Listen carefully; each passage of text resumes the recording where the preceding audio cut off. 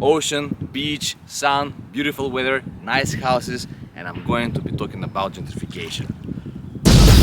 You're watching Suburban Architecture, and today we're going to explore this beautiful area in Massachusetts, and your task is to tell us, is this gentrification or not?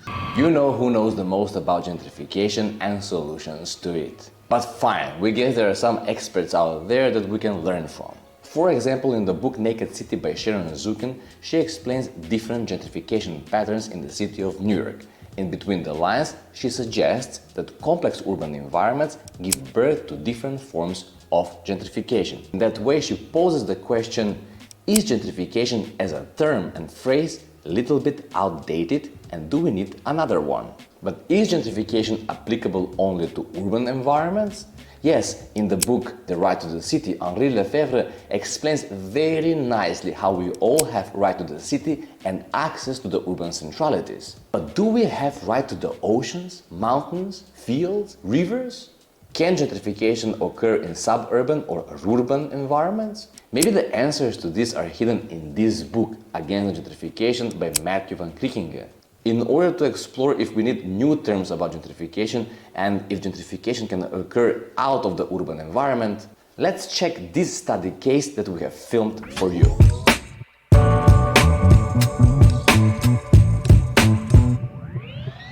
This is what you see behind me over here. It's a very nice beach, and right now it's accessible only for the residents. However, this beach a few years ago actually was under-maintained, and the houses over here were predominantly used as summer cottages or weekend houses for the people who were living in the mainland further from the shore, and they were actually low or medium income people. So how did this kind of transformation took place from underused and neglected area into a highly desired area? Plymouth, though small in size, holds a significant place in American colonial history. Located just south of Boston, its heritage draws many regional tourists. Combined with the natural appeal of the Cape Cod Peninsula, the shoreline becomes a highly popular destination during the summer months. In recent years, the influx of visitors to the area has surged, especially to the beaches. This surge has resulted in increased demand for parking and rising ticket prices, making it more difficult for local residents to enjoy their own coastline. In response, several smaller towns began considering ways to ensure that their citizens retained access to the ocean. One such town was Kingston. Kingston responded by redeveloping Grays Beach, transforming it into the town's only publicly accessible beach. A modest but meaningful initiative aimed at preserving residents' right to the shoreline.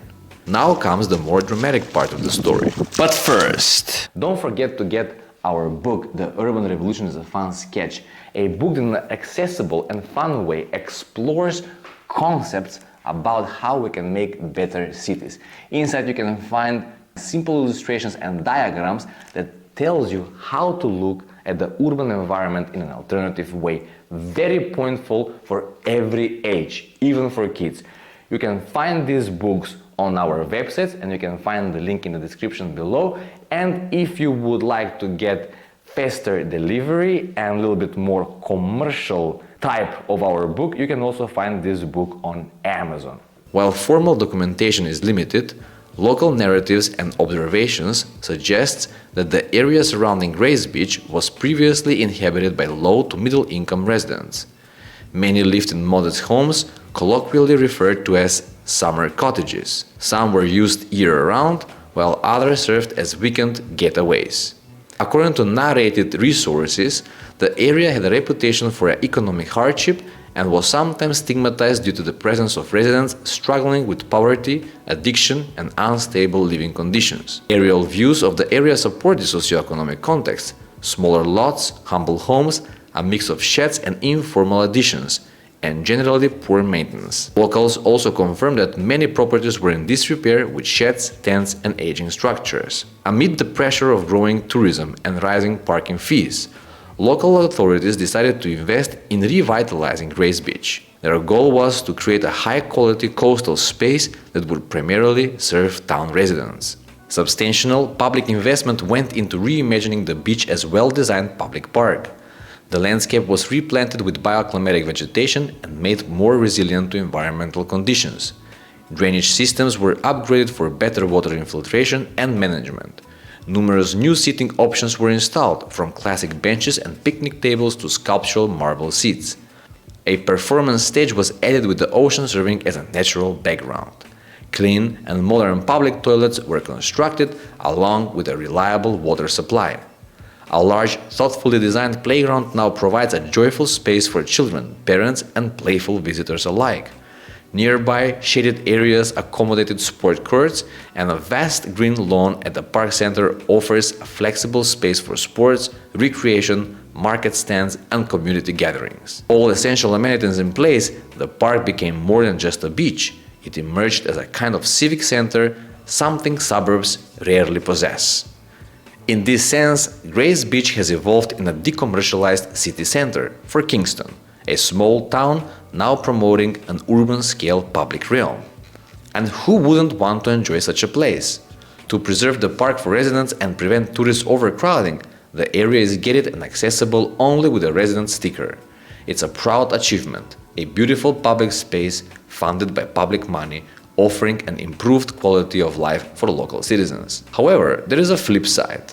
With that, the land value of these houses over here got up, and you know what happened. Richer people came, bought out, combined those little lots from the summer cottages and built their beautiful, nice, big mansions. And I think that was a crack. As often happens with public improvements, the surrounding land increased in value. This highlights a key truth. Land value is rarely determined by its natural qualities.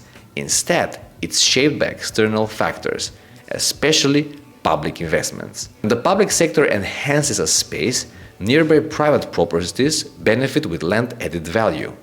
In a capitalist system where land is a tradable asset, this added value is frequently captured by wealthier individuals. That's exactly what happened here. More affluent buyers began acquiring properties around Grays Beach, often combining smaller lots into larger ones and replacing modest cottages with seizable new homes. In doing so, they captured not just ocean views, but also the enhanced quality brought by the public redevelopment. So is this gentrification? To answer that, we must examine the situation from multiple angles. If the original owners primarily used their homes as secondary residence and sold them as a profit, this might not constitute gentrification in the traditional sense. For them, it could represent a successful investment, not a forced displacement. In addition to this, while some disadvantaged residents did live in the area, it's unclear whether a strong local culture of social network existed. Gentrification typically involves the disruption of long-standing community bonds. In suburban contexts, where social cohesion is often more fragmented, it's harder to confirm the presence of such a fabric to begin with. However, in his book, Contra la Gentrification, Against Gentrification, the urban geographer Matthew van Krikkingen describes gentrification not just as displacement, but as a spatial domination. This broader framing is helpful. It shifts the focus from individual displacement to the structural forces that allow more powerful groups to claim and control land, a finite and natural resource. When public investment unintentionally encourages this kind of land capture, it reveals how power dynamics operate in urban and suburban spaces. The wealthy enjoy both the private values and the adjacent public values. The less affluent, though, can have access only to the public ones. Even though we, as tribune architecture, believe that certain remarkable geographies, like ocean fronts, should not be commodified, we must ask, why is that only the wealthy can live in houses by the sea?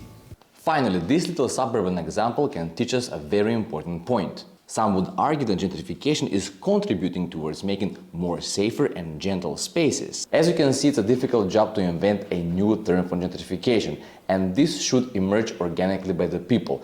But the suggestion from Matthew in his book Against Gentrification seems like a good idea that is applicable to many different study cases. It's about spatial domination. And this word may click better with people. It strips down all the mysteries that the word gentrification brings along and shows the intention in the background. It's about domination of space. Is it clean? Is it dirty? Is it better? Is it improved? Is it less improved? Is it ignored or not? It is about domination of space by the more powerful people. And while we are fighting with the crabs of the ocean over here, and in order not to get butchered by ocean crabs, we're back in the office. As always, let's conclude this video with one of our reflection sketches. There are two key problems with this study case. The first one is the lack of public transport and car dependency, and the second one is commodification of coastal land.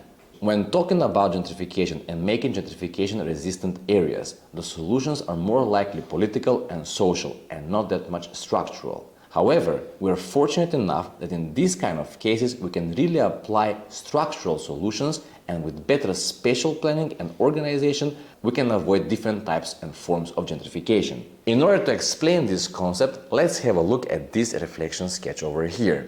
Let's just for a moment imagine the relationship between the ocean and the people and the land as one big concert hall. The ocean is this magnificent, beautiful show, and the coast, the auditorium.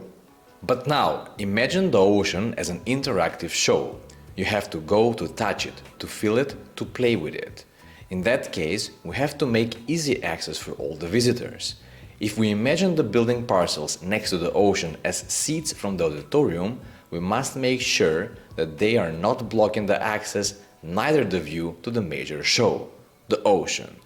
Therefore, the spatial organization of buildings must not be parallel to the shoreline, but it should be orthogonal, just like on the sketch. Analogical to the auditorium, the first row of buildings should be the smallest and most porous, and then every next row can be a bit higher. In this way, each seat or each building lot can have view and access to the ocean and can communicate with the neighboring lots via private gardens and via public space. And yes, the private gardens, instead of direct view to the show, they will have an oblique one. Just like in a theater, the royal balconies, though nice, they rarely get the most advantageous spaces. This configuration distributes the values and qualities, advantages and disadvantages in somewhat equal way, and with that the price of the lots, or in our case the seats from the auditorium, will be more or less similar. Don't forget, the front line of the buildings should be used for as much as possible public activities. Imagine we have to place the orchestra there, for example. There you go, a nice inspirational idea, an alternative that's worth thinking about. And that was all for today. Thank you very much for following and staying with us. Subscribe, like, share. If you know some other types of gentrification and some other interesting study cases, please don't forget to write them in the comment, go on the links below, order our books, and see you in the next video. Bye bye.